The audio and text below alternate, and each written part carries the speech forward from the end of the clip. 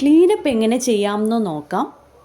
ഒരു wet tissue ഉപയോഗിച്ച് നന്നായിട്ട് ഇതേപോലെ ഫേസ് ഒന്ന് തുടച്ചെടുക്കണം. ക്ലീനപ്പ് ചെയ്യുമ്പോൾ ഫുള്ളായിട്ട് നമ്മൾ ഐസ് വാട്ടർ തന്നെ യൂസ് ചെയ്യാൻ വേണ്ടിയിട്ട് ശ്രദ്ധിക്കണം.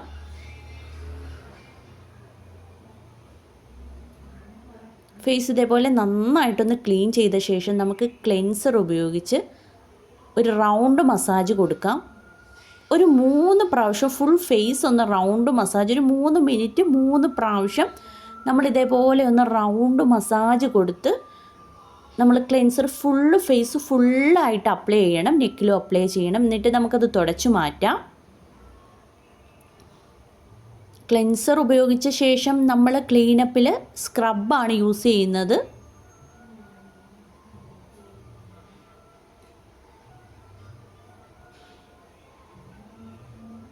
സ്ക്രബ് ഇതേപോലെ ഒരു ഫേസ് മാസ്ക് പോലെ അപ്ലൈ ചെയ്തിട്ട് അതും ഫുൾ ഫേസ് വലിയ പ്രഷർ കൊടുക്കാതെ 3 പ്രാവശ്യം ഒരു 3 മിനിറ്റ് നന്നായിട്ടൊന്ന് മസാജ് ചെയ്ത് കൊടുത്ത ശേഷം നമുക്ക് സ്റ്റീം, അത് തുടച്ചു മാറ്റിയ ശേഷം സ്റ്റീം കൊടുക്കാം.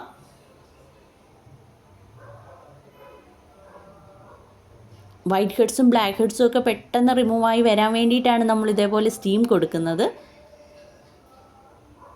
ബ്ലാക്ക് ഹെഡ്സും വൈറ്റ് ഹെഡ്സും ഒക്കെ റിമൂവ് ചെയ്യാൻ വേണ്ടിയിട്ട് നമുക്കിതുപോലെ വാക്വം പോലെ ഒരു വൈറ്റ് ഹെഡ് റിമൂവർ ഇപ്പോൾ കിട്ടും. നമ്മൾ അത് ഉപയോഗിച്ച് നന്നായിട്ട് നമ്മുടെ മൂക്കിൽ, നമ്മുടെ താടിയുടെ മുകളിലായിട്ടൊക്കെ നന്നായിട്ട് വൈറ്റ് ഹെഡ്സും ബ്ലാക്ക് ഹെഡ്സും ഒക്കെ കാണും.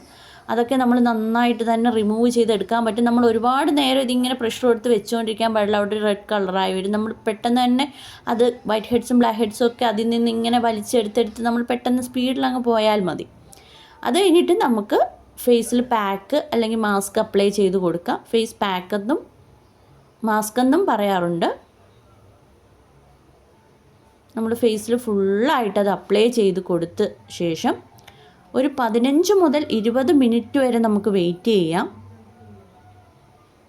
അതിനുശേഷം നമുക്ക് ഫേസിൽ നിന്നും പൂർണ്ണമായി തന്നെ അത് റിമൂവ് ചെയ്യാം.